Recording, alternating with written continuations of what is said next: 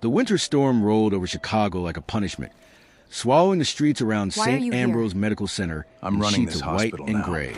Ambulance lights flashed against frozen pavement. Wind screamed between buildings. Inside the emergency room, doctors moved with practiced urgency, fighting the kind of chaos that belonged to any brutal city night. But this night was different. It began when a young woman was rushed through the sliding doors on a blood-soaked stretcher, her dark hair stuck to her pale face, her coat torn open where the bullet had entered. The nurses called her a trauma case. The paramedics called her critical. Nobody knew, in those first frantic seconds, that her name was Sienna Vale. Nobody knew she was the only daughter of Donovan Vale. In Chicago, Donovan Vale was not simply feared. He was obeyed. He was the kind of man politicians denied knowing and police officers avoided mentioning without lowering their voices. He did not enter public places unless every exit, camera, and stranger had already been accounted for. Yet that night, he walked into St. Ambrose with no announcement, no raised voice, and no visible panic. That was what terrified people most. Black SUVs surrounded the hospital entrances one by one. Men in dark coats stepped out into the snow, silent and armed, sealing the building like a trap. The emergency room doors stopped opening freely. Elevators were watched. Stairwells were blocked. Security guards who reached for radios suddenly found hands on their shoulders and guns hidden beneath expensive wool. Donovan moved through the lobby with a frozen calm that made the storm outside seem gentle. His face showed no rage, but his eyes carried something worse, a father's grief held back by a criminal's discipline. Every person who saw him understood the same truth. If Sienna Vale died inside that hospital, nobody inside St. Ambrose would leave untouched by the consequences. Dr. Grace Holloway was already in the trauma bay when Sienna arrived. Grace was known for steady hands, impossible saves, and a moral spine that had survived hospital politics, overworked nights, and men who believed fear was a language everyone understood. She had treated gang members, cops, children, addicts, and strangers abandoned by the world. But the moment Donovan's men locked down the corridors, she understood St. Ambrose was no longer just a hospital. It had become a battlefield with patients still breathing inside it. As Grace fought to stabilize Sienna, whispers spread through the emergency room. Families clutched each other in plastic chairs. Nurses pretended not to cry. Patients from a neglected East Wing, the part of the hospital where the poor were usually left waiting, began hiding in supply rooms and darkened halls. And in that forgotten wing, where nobody important was supposed to look, secrets were already moving faster than the storm. Donovan believed the shooter was inside the hospital. Grace believed something even worse. Sienna's wound did not look like a random street attack. The angle was too clean, the damage too deliberate. Then, while cutting away the last of Sienna's coat, Grace found a second bullet fragment buried deep in the lining, hidden where no street shooter could have placed it by accident. The attack had been planned, and someone close to Donovan Vale had wanted his daughter dead. Before Grace could tell anyone what she had found, the lights flickered across the emergency room. A mechanical click echoed through the halls as the emergency doors locked shut. Then a nurse screamed near the elevators, where a security guard lay dead on the floor, his radio crushed beside him. The emergency room's silence after the discovery of the dead security guard did not last more than a few seconds. Then everything changed shape. Donovan Vale stepped past the stretcher line without looking at the body on the floor. The storm outside still battered the glass walls, but inside St. Ambrose Medical Center, the real storm had arrived in human form. He did not shout. He did not question. He simply observed, slowly, methodically, like a man mapping territory that had already become his. Within minutes, his men moved through the hospital with surgical discipline. The security office was taken first. No gunfire, no chaos, just doors opening and closing with finality. Monitors lit up under unfamiliar control as footage from every hallway, stairwell, and elevator feed was pulled into a single command view. Hospital security protocols were overridden before administrators even understood they had been breached. Dr. Grace Holloway saw it happening while still keeping pressure on Sienna Vale's stabilizing wound. She refused to leave the trauma bay, even when one of Donovan's men blocked her exit and warned her to stay compliant. Her response was not fear or defiance in words. It was motion. She continued working, hands steady, eyes locked on survival. Outside the trauma bay, panic began to fracture the hospital's illusion of order. Nurses whispered that they were being watched. Doctors realized their movements were being tracked in real time. The hospital CEO attempted to call external authorities, but every signal seemed delayed, filtered, or quietly intercepted. Donovan was already one step ahead. He began asking questions without speaking. A tilt of the head, a fixed stare, a subtle gesture that made even seasoned staff lower their eyes. People talked more than they intended under that pressure. Names surfaced. Timelines shifted. Fear filled the gaps where truth was missing. It was during this controlled chaos that Miles Carter reappeared in the narrative. The young paramedic stood near the ambulance bay entrance, coat still dusted with snow, replaying what he had seen before Sienna was rushed inside. Something had not been right outside the hospital. Movement behind the service trucks, a figure that did not belong, and a second vehicle that left before backup arrived. When he tried to report it, hospital administrators dismissed him quickly, labeling him unverified personnel. Grace, however, listened. She recognized something in Miles that authority often erased: accuracy without privilege. As Donovan's control tightened across the floors, a deeper layer of the truth began to surface. Sienna Vale was not only a crime victim. She had been working quietly with federal investigators. Her presence in Chicago had not been random. It had been part of a larger surveillance operation targeting corruption that ran deeper than street-level crime. That is when Elias Rowe entered the unfolding crisis in name, though not in presence. A hospital board member with political influence and carefully buried connections to organized networks, Rowe's fingerprints appeared in administrative anomalies, budget reallocations, security waivers, and personnel overrides. The hospital CEO, more concerned with public scandal than patient survival, attempted to contain the situation rather than confront it. But containment was already impossible. Grace discovered something that shifted the entire weight of the night. Sienna's admission records had been altered within minutes of her arrival, identity fields rewritten, room assignments reassigned, blood work deprioritized, as if someone inside the hospital had tried to erase her existence in real time. This was no longer an attack. It was a structured cover-up happening inside a functioning hospital. Then, near a restricted stairwell on the third floor, Donovan's men found a nurse's badge. It was soaked in blood. The name read Mara Quinn. Grace recognized it immediately. Mara was not careless. She was known for quietly protecting vulnerable patients from administrative neglect and unethical procedures. Donovan, however, saw only absence, a missing nurse, a broken chain of control. He concluded Mara had helped the shooter. Grace did not agree. But before she could argue, Miles pulled her aside, voice low and urgent. He revealed what he had held back. He had seen Mara Quinn being dragged into the hospital basement by a figure wearing a doctor's coat. Donovan was already ordering a full sweep of the lower levels when Grace realized the basement was not just a hiding place. It was where the truth inside St. Ambrose had been kept buried all night, and the elevator doors slowly began to open on their own. The elevator doors on the upper floors had barely begun their unsettling motion when Grace Holloway made a decision that went against every instinct telling her to stay with her patient. While Donovan Vale's men tightened their grip on the hospital above, she slipped away through a service corridor with Miles Carter, moving toward a part of St. Ambrose Medical Center that most staff pretended did not exist. The descent into the basement felt like crossing an invisible boundary. The lighting shifted first, bright clinical white, giving way to flickering fluorescence that hummed with fatigue. Walls that were clean and polished upstairs became stained with years of neglect.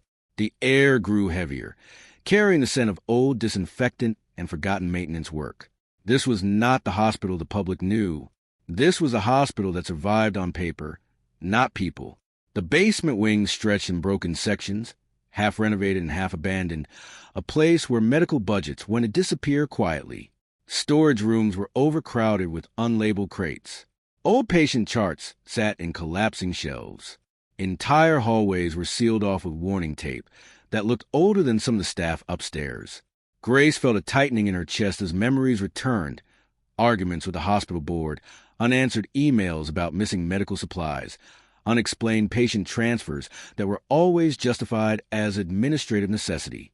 At the time, She had believed it was incompetence. Now it looked structured. Miles moved beside her with growing unease, confirming what he had never been allowed to question.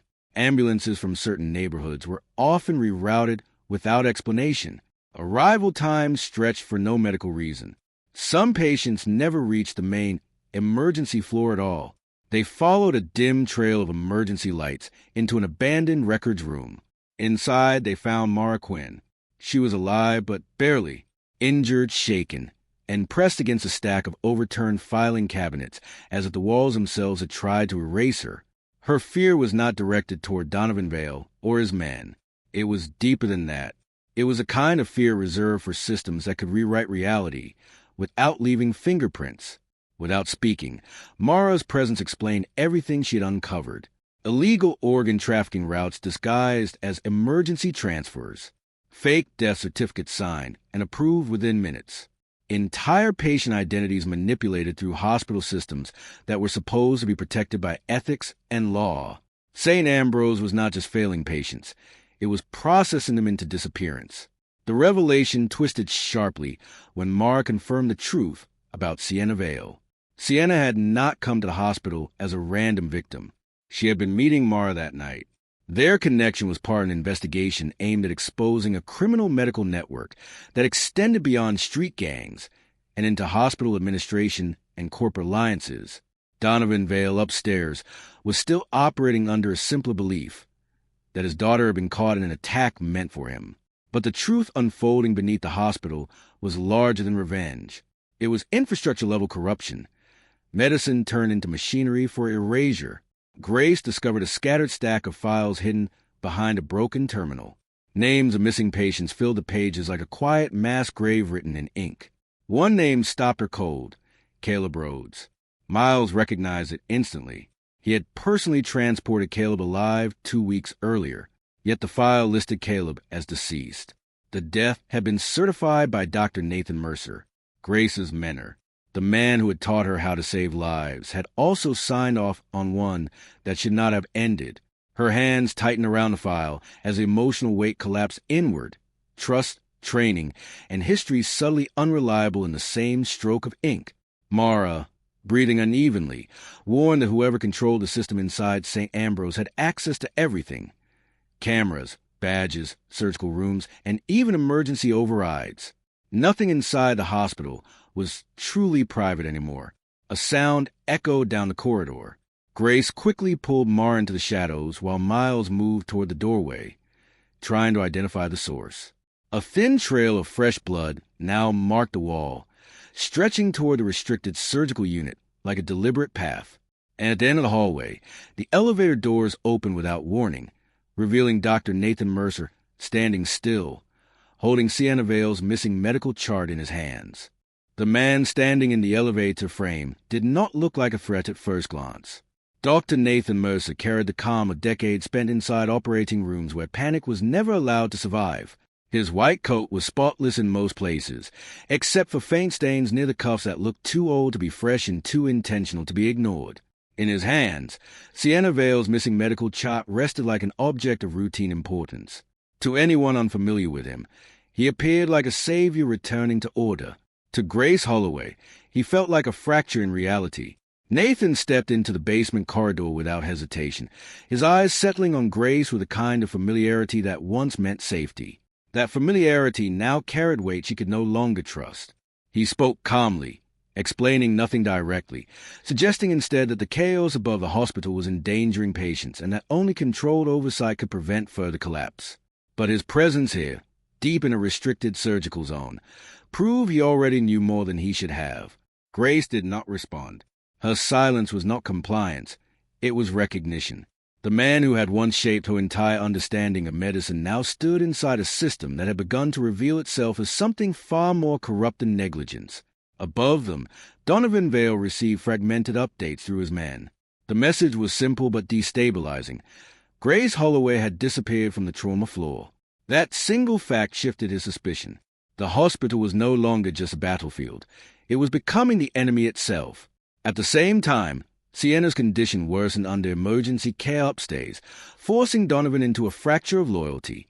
Every instinct demanded he remain beside his daughter. Every calculation demanded he pursue the truth that might explain who had tried to erase her. Nathan's strategy unfolded quietly. Without raising his voice or issuing direct threats, he began rewriting Grace's existence inside the hospital system. Her access badge failed first. Then her clearance vanished from active surgeon lists. Moments later, internal cameras began displaying altered footage showing Grace entering restricted zones alone, as if she were acting without authorization. Her reputation was being rewritten in real time. Miles Carter became the only variable outside Nathan's control. Because he was not fully embedded in hospital hierarchy, he moved through corridors unnoticed, carrying information between zones that were now dividing into controlled territories. In a place where identity was being rewritten digitally, invisibility became survival. What Grace began to understand, piece by piece, was that Nathan Mercer was not acting alone. He was protecting a network that converted medical authority into currency, selling access to surgeries, manipulating death certificates, and offering influence to crime families, political figures, and wealthy donors willing to pay for silence. A deeper realization followed like a blade turning slowly. Donovan Vale's empire had unknowingly funded parts of this system through intermediaries and protection arrangements he never fully examined. And Sienna Vale had discovered that overlap before anyone else.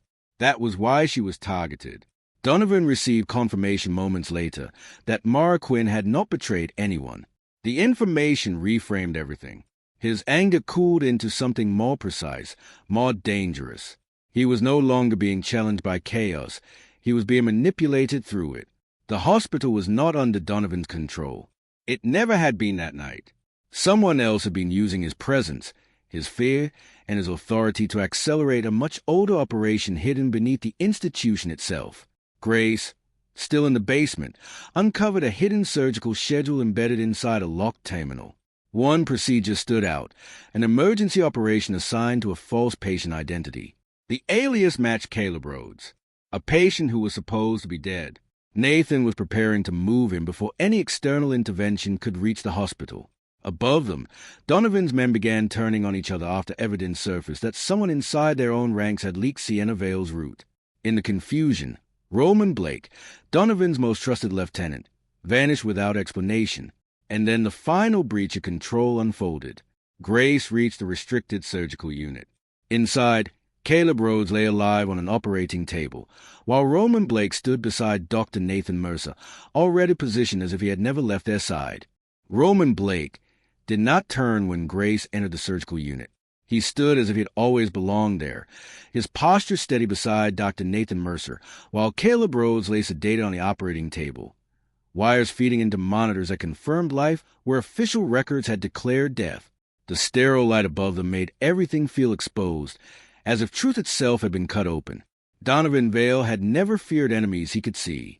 But Roman Blake was not just an enemy. He was family. Years earlier, Roman had been taken in after the collapse of his own criminal crew. Donovan had raised him inside the organization, trained him, trusted him, and eventually placed him beside Sienna as a protector who felt more like an uncle than an enforcer. Roman had been present at her first steps into the dangerous edges of Chicago's underworld. He had been trusted with her safety, and now he stood beside the man orchestrating her near death. Miles Carter's hidden transmission, patched through fragmented hospital systems, finally reached Donovan's men upstairs. The footage was incomplete, but clear enough. Roman Blake's face, the surgical unit, the alignment with Nathan Mercer. The betrayal was no longer suspicion. It was verification. For the first time that night, Donovan Vale's calm fractured, not into chaos, but into silence so heavy it altered the atmosphere around him. The kind of silence that preceded irreversible decisions. But Grace, still watching Roman, felt something sharper than fear. She felt timing. Caleb Rhodes was alive, not dead, and sedated only moments away from being transferred. Mara's recovered files confirmed why. Caleb had witnessed Sienna Vale meeting federal investigators before the shooting. He had seen the part of the network that no one was meant to survive seeing. Roman had arranged the shooting, not as a random act, but as a controlled interruption. Sienna was never supposed to leave the hospital with her information intact. The bullet had been meant to erase her completely. Her survival was a failure in their plan. Donovan's realization hit like a delayed impact when Miles finally pushed through the encrypted footage. Roman had not just betrayed him. Roman had been operating inside the system long before that night began. The man Donovan raised had become the instrument of his manipulation. Upstairs, panic began to split Donovan's organization. Loyalty fractured under uncertainty as men argued over leaked routes, compromised intelligence, and disappearing assets. But Donovan did not lash out. Instead, something colder took shape. Strategy replaced emotion. Every movement became deliberate, measured, controlled. Gray stepped forward, voice low but firm, warning that killing Roman inside the hospital would erase every chance of exposing the network. Nathan Mercer and Elias Rowe were already preparing a public narrative, one that would frame Donovan as the architect of a mass casualty event. Police units outside had already been primed to believe the hospital was being held hostage by mafia violence. The truth no longer mattered. Only the version that reached the public first would survive. Donovan understood then that he was no longer in control of the situation. He had become the centerpiece of someone else's design. Inside the surgical unit, Nathan Mercer continued preparing Caleb for transport, his calm unshaken, as if betrayal, violence, and exposure were all expected variables. Roman finally spoke through action rather than words, adjusting equipment with surgical precision, fully aligned with Mercer's intent. Miles, risking exposure, attempted one final transmission of Mara's files to external servers. The upload failed mid-transfer. The hospital's private network shut down access instantly, sealing off the outside world. Grace immediately realized the implication. The only surviving copy of the evidence had to be physical, stored somewhere the digital purge could not reach. Her mind landed on a sealed section of the hospital's past, the old neonatal wing, abandoned after a fire years earlier, untouched by modernization, and likely untouched by the system controlling everything else. A distant sound echoed through the corridor. Sienna Vale, barely conscious, briefly opened her eyes upstairs under shifting medical light. Her hand moved weakly, brushing her wrist before losing strength again. But in that motion, she left behind something unnoticed, a medical bracelet with a hidden compartment.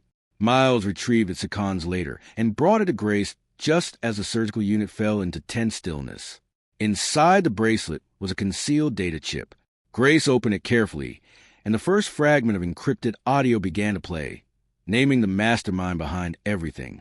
And the voice on the recording was not Dr. Nathan Mercer. The encrypted audio did not play music or static first. It played certainty, a calm, measured voice that carried the polish of public trust rather than the rough edges of fear. The name spoken inside Sienna Vale's hidden recording did not belong to a surgeon, a gangster, or an enforcer. It belonged to the person America trusted to keep hospitals purer. Lydia Cross. For a moment, even Grace Holloway struggled to process it. Lydia Cross was not just a hospital CEO. She was the face of modern healthcare reform in Chicago, the woman photographed at charity galas, the donor who spoke about compassion in underfunded wards, the executive who built St. Ambrose Medical Center into a symbol of hope. And behind that image, she had been something else entirely. The architect. Nathan Mercer was not the mastermind. He was a controlled instrument, shaped and protected. Elias Rowe's political influence had shielded the system from oversight. Roman Blake's criminal structure had enforced its hidden operations. And Donovan Vale, without ever realizing it, had provided financial insulation through laundering channels that Roman quietly controlled for years. The most devastating truth was not the structure itself. It was how clean it looked from the outside. Grace felt something break internally, not just betrayal, but recognition. She had once admired Lydia Cross, once believed she represented the possibility that power could be earned without corruption. That belief now felt like a carefully constructed illusion designed to make the system easier to accept. Upstairs, Lydia Cross activated the next phase of her plan.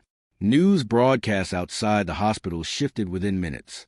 Edited footage appeared showing armed men flooding St. Ambrose corridors. Headlines framed Donovan Vale as the architect of a hostage crisis. Cameras captured only what the system allowed them to see. The public narrative hardened in real time, shaped before the truth could even form. Dramatic irony settled over the hospital like a second storm. Inside, Grace, Miles, Mara, and Donovan were uncovering a layered conspiracy. Outside, the world was being told a simpler story. A mafia don had turned a hospital into a war zone. Lydia did not need violence to win. She only needed visibility control. Inside the hospital, alliances became fragile necessities. Donovan Vale now operated under a different instinct. His men were no longer hunters. They were protectors. He ordered them to move patients away from conflict zones, escorting children, elderly patients, and families trapped in waiting rooms towards safer corridors. For the first time, his violence was redirected into protection. Grace noticed it immediately and did not trust it fully. Donovan's past could not be erased by a single night of forced morality. But she also could not deny the shift. He was beginning to act against the system he had unknowingly fed. Caleb Rhodes remained the fragile center of everything. Sedated, unstable, but alive.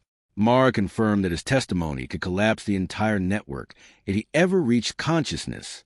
Sienna's data chip, now decoded further, contained payment records, patient transfers, and internal footage linking every layer of corruption back to Lydia Cross's administrative core.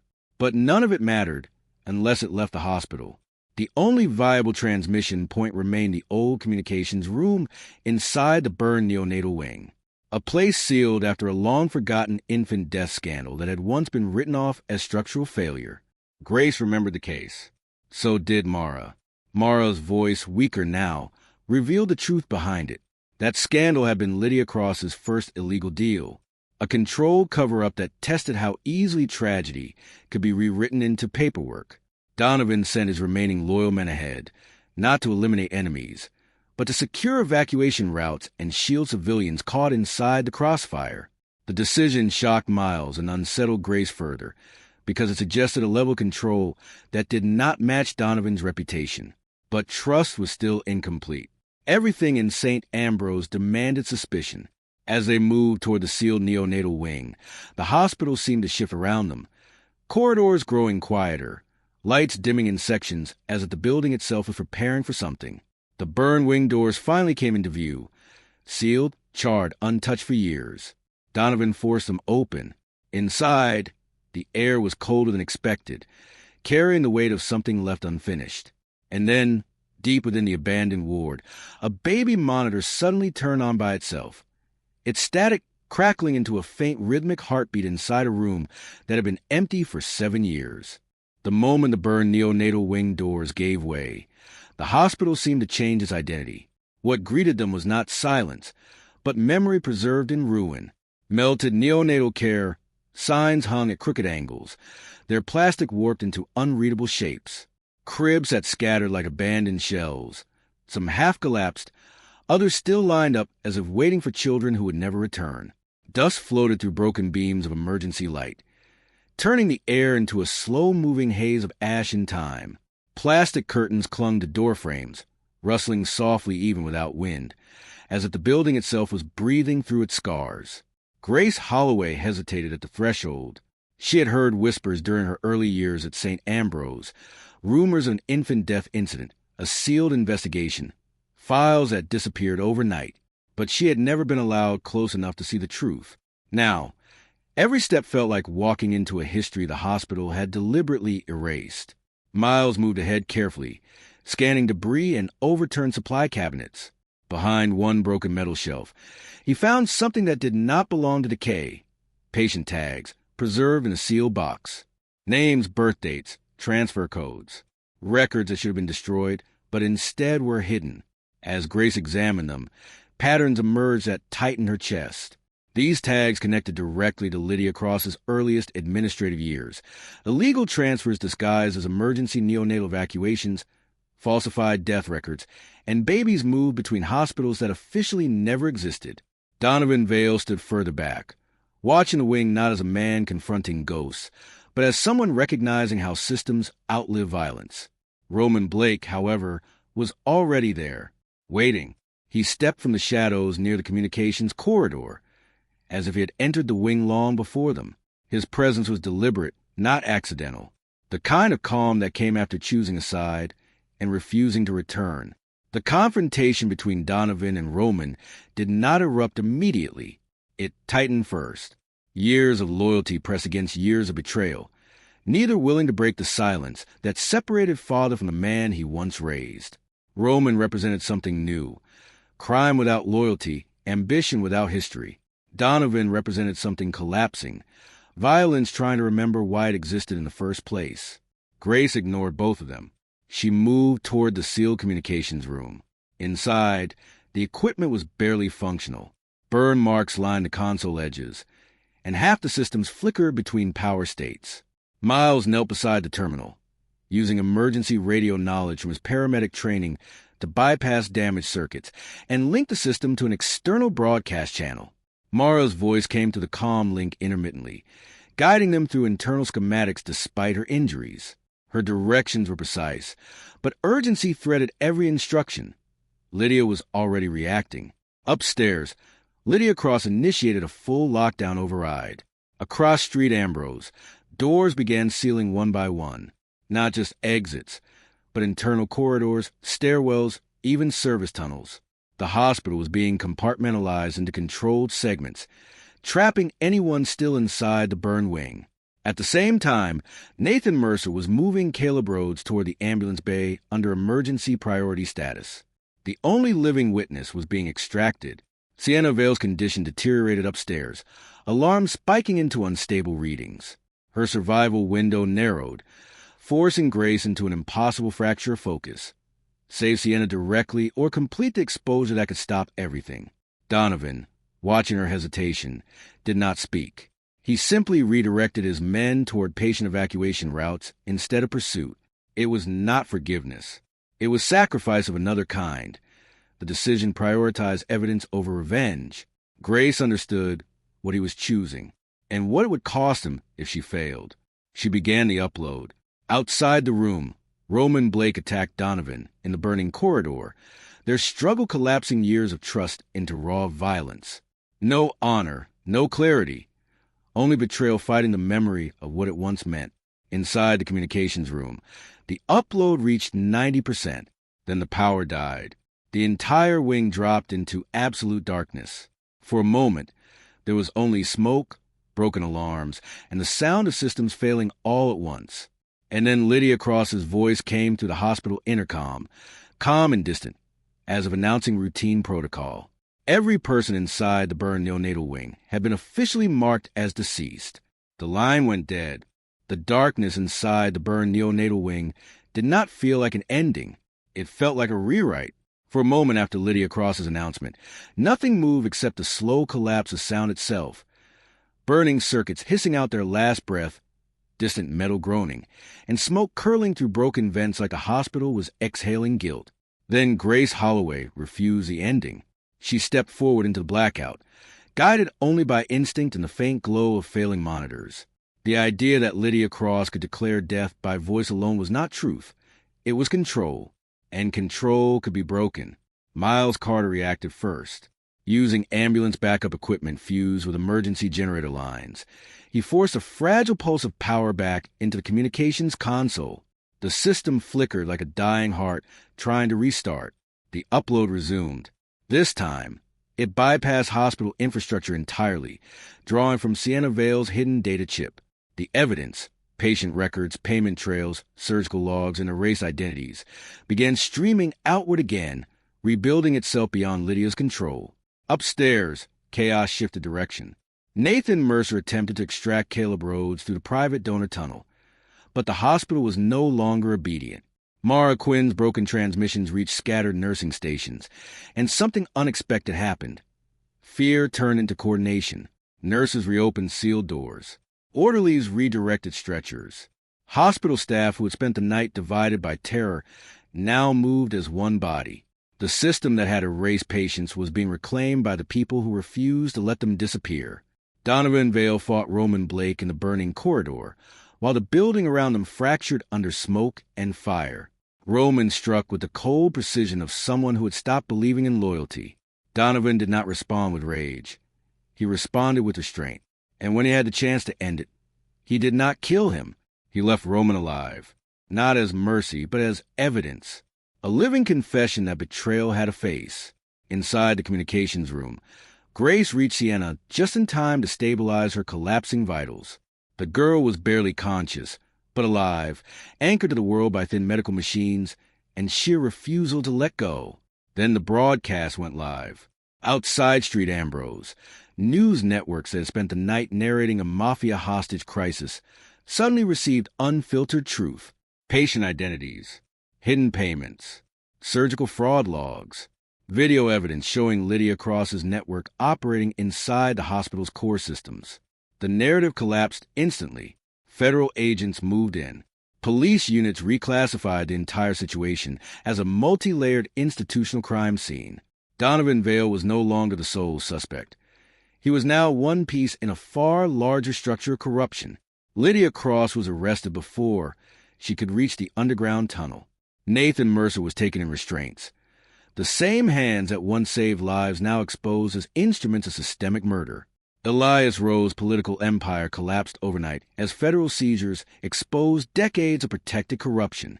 Caleb Rhodes survived long enough to become what the system feared most, a living witness who confirmed the dead had never truly been dead, only erased on paper. By sunrise, St. Ambrose Medical Center was no longer a hospital. It was a national crime scene. Families gathered outside as missing names finally turned into confirmed answers. Miles Carter became the witness no one could ignore. Mara Quinn became the nurse who broke an entire system of silence. Grace Holloway became the surgeon who exposed both the crime and the machinery behind it. Donovan Vale stood in Sienna's recovery room as federal agents moved through the halls. He was not celebrated. He was not forgiven. He was simply gone before they could question him. Sienna woke hours later to an empty chair beside her bed. Her father's black signet ring remained on the table. Under was a note, one name, a final link to the network that still remained untouched. Outside, the hospital was sealed. Inside, Grace read the name and understood immediately. Donovan Vale had not disappeared. He had started hunting again.